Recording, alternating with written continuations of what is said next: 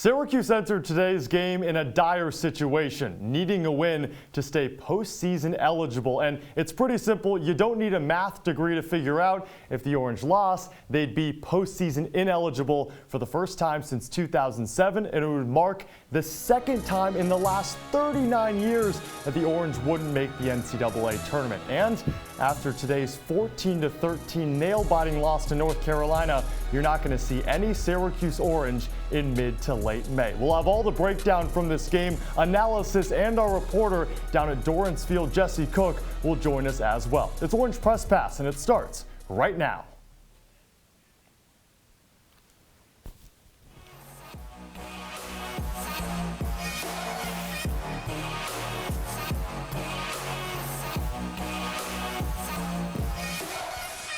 Welcome to our CitrusTV studios for Orange Press Pass with Leo Silverman and Philip Galati. I'm Cameron Ezeir. Syracuse postseason ineligible after dropping to 4-8 on the season following a 14-13 defeat to North Carolina. I'm Cameron Ezeir. Leo, first thoughts from this absolutely nail-biting loss. Cam, there's no other way to put it besides this is the most brutal loss of the season for this Syracuse men's lacrosse team. I mean, there's no other way around it. And Philip, we've seen a lot of brutal losses this season. I mean, you talk about that Army game, they were expected to win in the Dome, they lost late. And I mean, that Cornell OT loss, just such a nail-biter hurt at the end. But none of them eliminated Syracuse from the NCAA tournament. This one officially does. They cannot finish at 500 for the rest of the season. Well, one thing in common with all those losses is, well, it's been an Achilles heel for Syracuse this season. They don't play the full 60. Today, the first quarter, completely asleep. They didn't play the third quarter until the last 2 minutes or so, and then at the end of the fourth, all heck broke loose. It's been a problem all year for this Orange squad. They haven't put in the full 60, and it showed again today. You two can break it all down all you want, but this is the reality. Syracuse loses 14-13. Whole lot of action between 15th ranked North Carolina and Syracuse down at Dorrance Field. The Orange trying to stay postseason eligible in the first half. It was all North Carolina. Little cleanup on aisle 2 from Dewey Egan getting his first start. He had 2 first quarter goals. He's a true freshman. This guy's a grad student. Chris Gray, one of 2 first quarter goals. And let's pop up the Star Watch because he's been rivaling Syracuse's Tucker DORDEVIC all season. DORDEVIC would match Gray's total with 2 second quarter goals, both have 41 on the season to lead the ACC. Handed off to Brendan Curry. That would make it a 1-goal game at the end of the first half. We fast forward to the second half of play, and well, this is the same script that North Carolina has been going on all season. Chris Gray, the goal. Tucker DORDEVIC 30 seconds later. Hold my drink, both with their 9th hat tricks of the season, and it was the Orange that would get the last laugh at the end of the third quarter. 2 goals in the final 25 seconds as the Orange would cut the deficit to 2 entering the fourth quarter, and then the storm of Chris Gray would fall upon Syracuse, his 4th goal. So where would DORDEVIC turn to? What about his teammate Brendan Curry? Little dipsy-do. It's a 1-goal game. 5 minutes to go. Make it a tie game. 2 minutes to go. Hat-trick city. Brendan Curry vipers it in. Well, the postseason, it's still live for Syracuse. Up 1. You just got to clear the ball. It's out of the clutches of Brendan Curry. North Carolina takes advantage. Chris Gray would be on the back end. That's Tillman, his 2nd goal. I already mentioned Chris Gray, right? 15 seconds left. Gray, his 5th goal of the game, the 4th time that he's achieved that mark this season on the ensuing faceoff with 15 seconds left. Jacob Fopp needed to win it in order for Syracuse to have a chance. He didn't. North Carolina would take down Syracuse 14-13. Syracuse postseason ineligible for just the 2nd time in the last 39 years. Yeah, Cam, that's just such a brutal loss. And you talked a lot about Chris Gray there, but I mean, look at Nicky Sullivan, too. He had a couple of really clutch shots. He ends with a hat trick of his own and picks up an assist.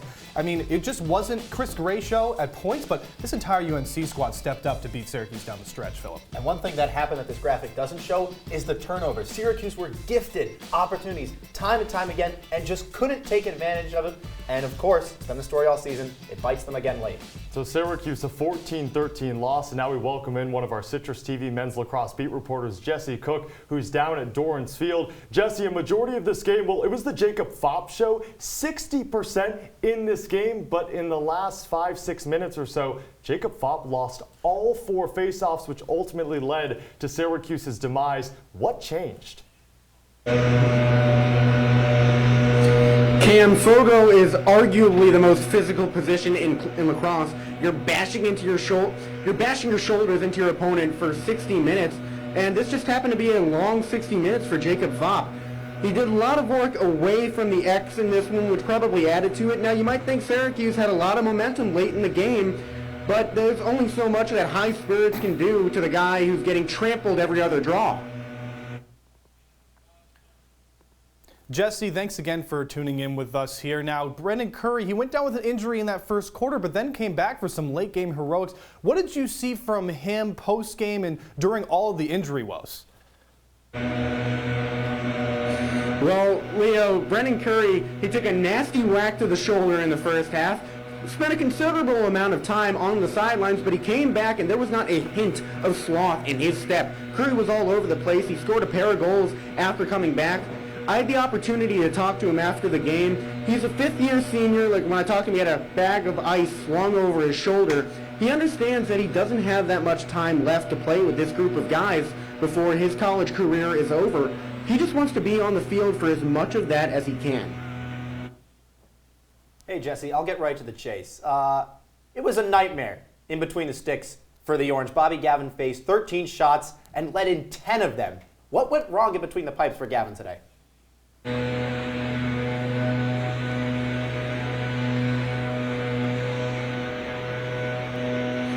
North Carolina is a really fast team, and they were passing the ball really well. They had guys blocking up between the shooter and the cage. Bobby Gavin flat out couldn't see. So North Carolina, they were taking these obstructed shots.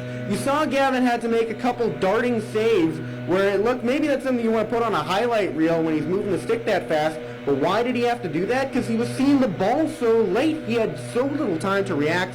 Now, Phil, I know they call you Phil Bugatti. Well, Chris Gray on the field was a Corvette. He was moving 90 miles per hour without breaking a sweat. And when you're in Bobby Gavin's position in the crease, you've got guys obstructing your view and someone moving faster than the speed of light around. You're not going to have much luck blocking that. Jesse, I'm more of a Ferrari guy myself. I hope you can take a Ferrari from Dorrance up to the 315 later this week. We really appreciate it. You can follow him at Jesse Cook TV for continued coverage with this men's lacrosse team. Now we're going to take a quick break here on Orange Press Pass, and on the other side, well, our analysts are going to break down some storylines that went into this devastating season-ending 14-13 loss for Syracuse against North Carolina. Orange Press Pass is back in a bit.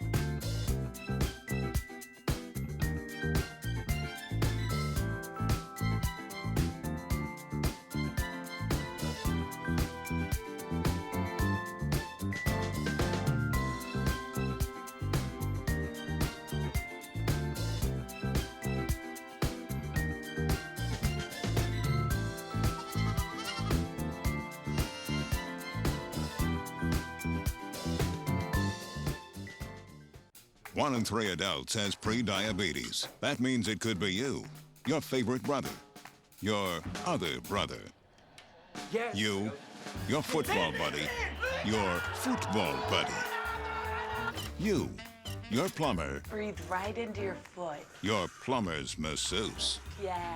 you, your dog walker, your cat jogger. With early diagnosis, pre-diabetes can be reversed. Take the risk test at doihaveprediabetes.org. Welcome back into our CitrusTV studios for Orange Press Pass, breaking down Syracuse's 14-13 loss to North Carolina with Leo Silverman and Philip Galati. I'm Cameron Ezeir.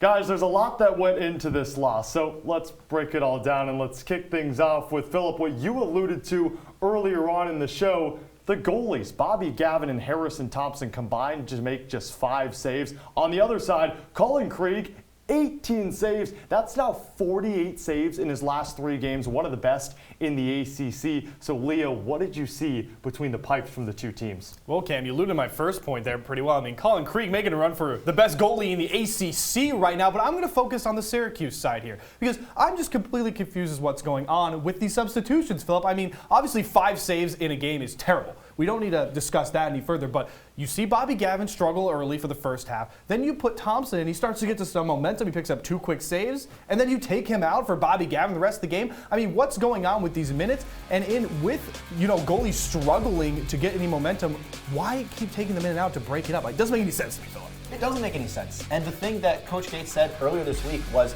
he wanted Bobby Gavin to get a 15, 20 save game. Exactly. And then you see Colin Krieg put up 18 saves. Absolutely ridiculous. Standout one being against Owen Siebold in a man-up opportunity. And the thing is, Bobby Gavin has a long way to go. And if he's not getting the minutes, he's not getting that confidence that Coach Gate wants. It makes no sense, Cam. I don't know what North Carolina is feeding Colin Krieg down in Chapel Hill, but I think Bobby Gavin needs to get a good taste of that. Maybe in the summer before coming, he came from Virginia, went to North Carolina. Maybe he has to make the pit stop on his way back up to the 315 next season. Who knows? That'll be a topic of conversation. Now let's go to the offensive side because this game littered with offensive superstars, especially, well, we alluded to it with our Star Watch. Chris Gray, he leads the ACC with 44 goals. Tucker DORDEVIC is second with 42 goals. Gray had 5, DORDEVIC had 3. So, Philip, starting with you. I mean, the offensive firepower was at an all-time high. What's it with these two that can really get these teams going?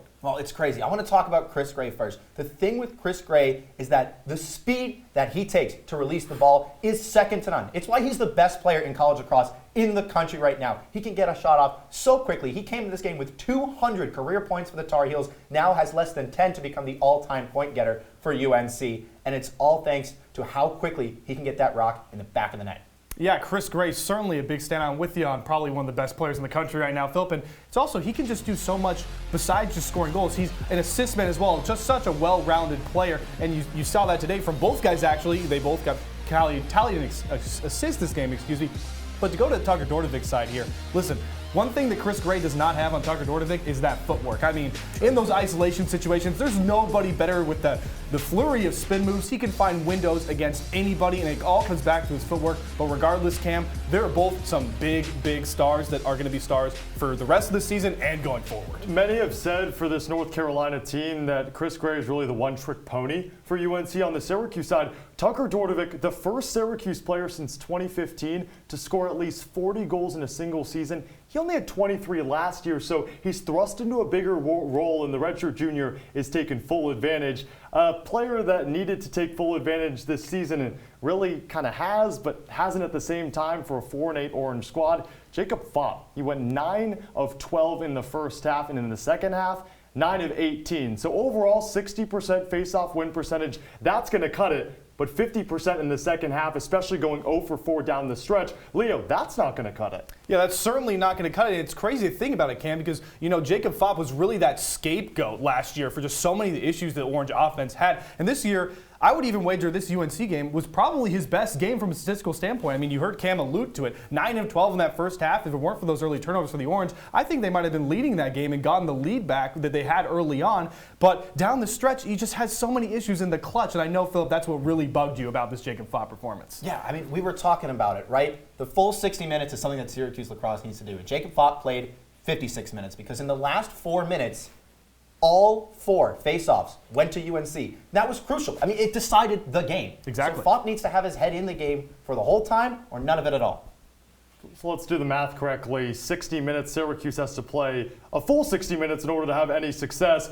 45 minutes is really where Syracuse has maybe succeeded in, but the last 15 haven't been that great. This is a team that's lost 4 games this season with giving up 4, or actually the differential being 4 goals or less. And on top of that, when the fourth quarter, when the differential has been at least 1 goal, right, 11-10, 9-8, whatever it may be, this is a Syracuse team that has lost 6 of their 8 games in that scenario. I mean, you can't make this up, Philip. This is a team that gets it done, or sort of gets it done, in the first 45 minutes and then crashes and burns in the final 15. I mean, it's hard to watch. I'm not going to lie. It's cardiac cues for a reason, right? Yeah. Here's the thing.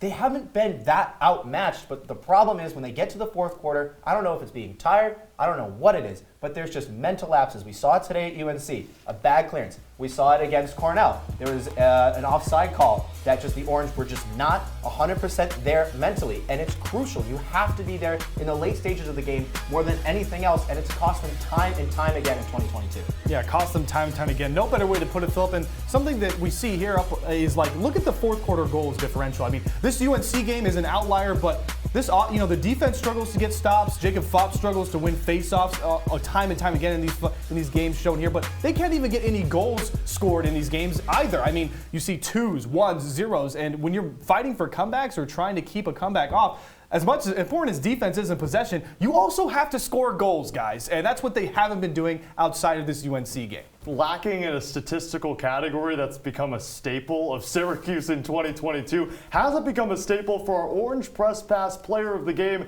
Chris Gray? On the North Carolina side, the grad student finished with 5 goals, the 4th time this season he's achieved that mark. Also added an assist for good measure. He is our player of the game.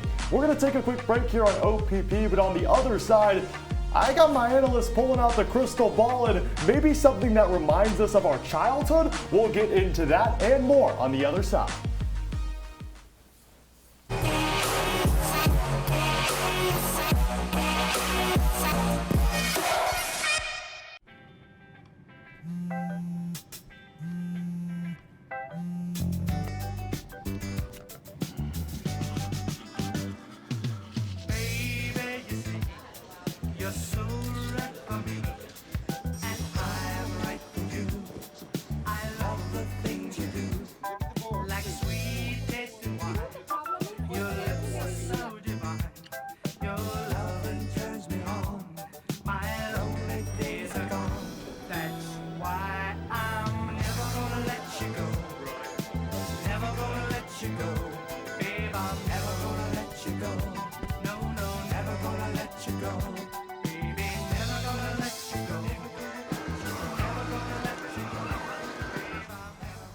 Here you go. Thank you. Thank you.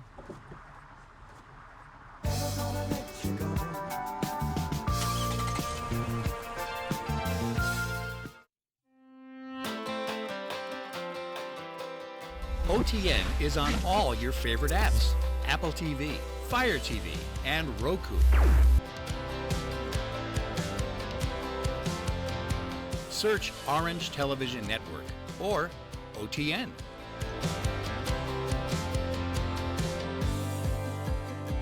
OTN has its best shows, short films, and CitrusTV on demand. Family and friends can watch OTN too. Watch the live stream of OTN to catch live CitrusTV news, live from Studio B, and mornings on the Hill.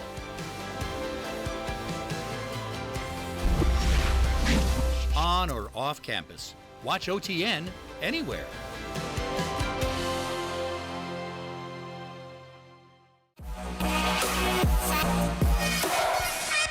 Welcome back into our Citrus TV studios for Orange Press Pass. We're breaking down Syracuse's 14-13 loss to North Carolina with Leo Silverman and Philip Galati. I'm Cameron Ezeir, and we are playing the Crystal Ball. I don't know if you guys went to the toy store before and got your magic 8 balls, but it's a version of that. We're going to not just look toward to next season, because let's be honest, this season's over, Syracuse not making the postseason, but also let's just look into the careers of some players, and maybe we'll delve into the 2023 season.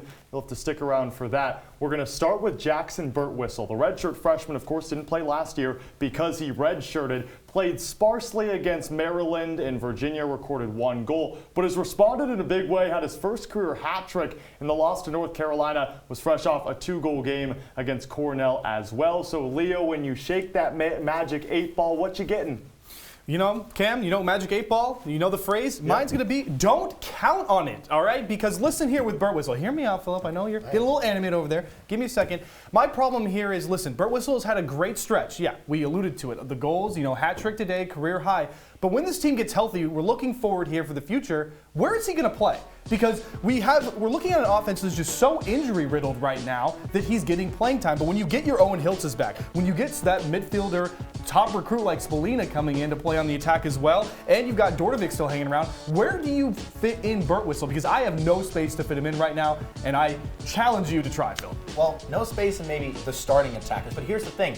This team needs rotation desperately. My Magic 8 Ball says outlook good. Look, he was a top 15 recruit in his class. He's got 5 goals in the last 2 games. But the thing that struck me today against UNC was just his collectiveness. In front of cage, he had a long-range goal. He had one right in the doorstep, just being calm, cool, collected with the rock.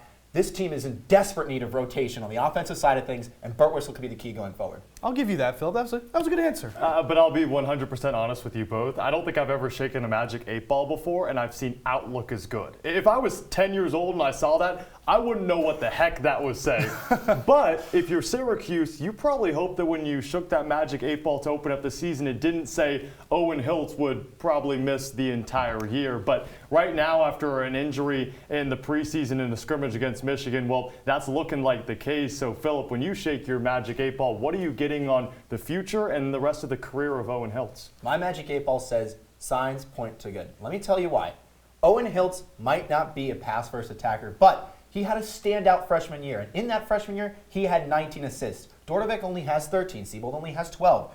This team is in desperate need of somebody who can move the ball around on offense. One thing we saw at UNC today, and something we've seen all season, is just static with the rock in the pocket. And they need somebody who is going to get that ball moving. Owen HILTZ could be that person if he comes back from injury to get things going on attack. Yeah, Philip, I have to lean with Cam on this one. You know, he's talking about never getting a good outcome, and I don't have one for Owen HILTZ here. I'm going to be a little pessimistic. Mine is reply hazy, try again. So not negative, all right? You're a little bit just stuck in the wayside. We have no idea, because listen, we just don't have a lot of information on Owen HILTZ right now. You know, he went down with that upper body injury. What is the upper body injury? How much time is he going to miss? Is he going to come back the same player? I mean, you saw the statistics up there. This guy played an absolutely phenomenal freshman year. Can he carry that through on a Syracuse team that has been sort of iffy? So I just don't know what's going on with Owen HILTZ, and I can't give a positive answer yet.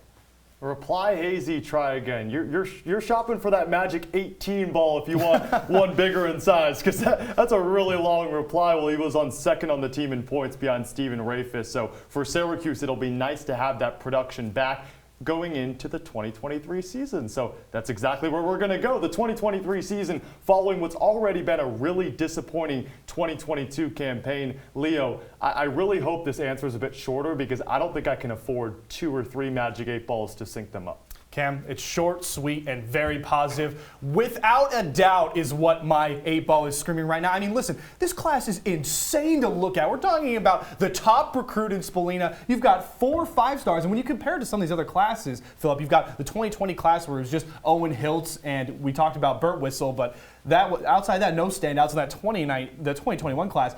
The headline by, get this, your favorite player, Nick Kikemo. That's all we really had. So now you're looking at a class of midfielders, attackers, defenders in the 5-star slot that could just completely renovate this Syracuse team. All right, I like it. You're finally seeing the glass as a half full kind of here. thing. I'm going to agree with you. You may rely on it. Look, when the going gets tough, you turn to your coaching staff.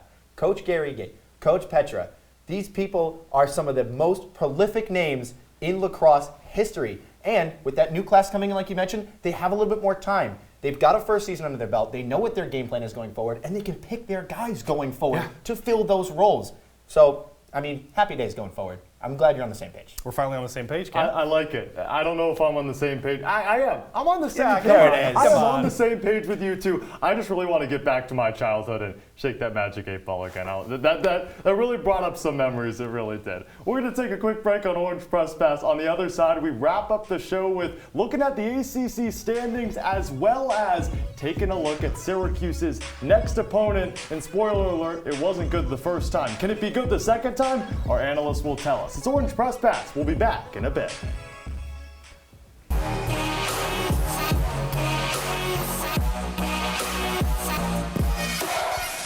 Welcome to my house. Lately, not my happy place. everybody's pretty tired of each other. The parents were not themselves. My little brothers were morphing into small creatures. The walls were closing in. Clearly a case of too much family, too close, 24/7. And there's a lot of that going around right now. If this sounds like your house, try going someplace new. YourLifeYourVoice.org. You'll find lots of ideas to help you handle the family stresses of being confined to close quarters. YourLifeYourVoice.org. It might not get you out of the house, but it could help you find a little more breathing room.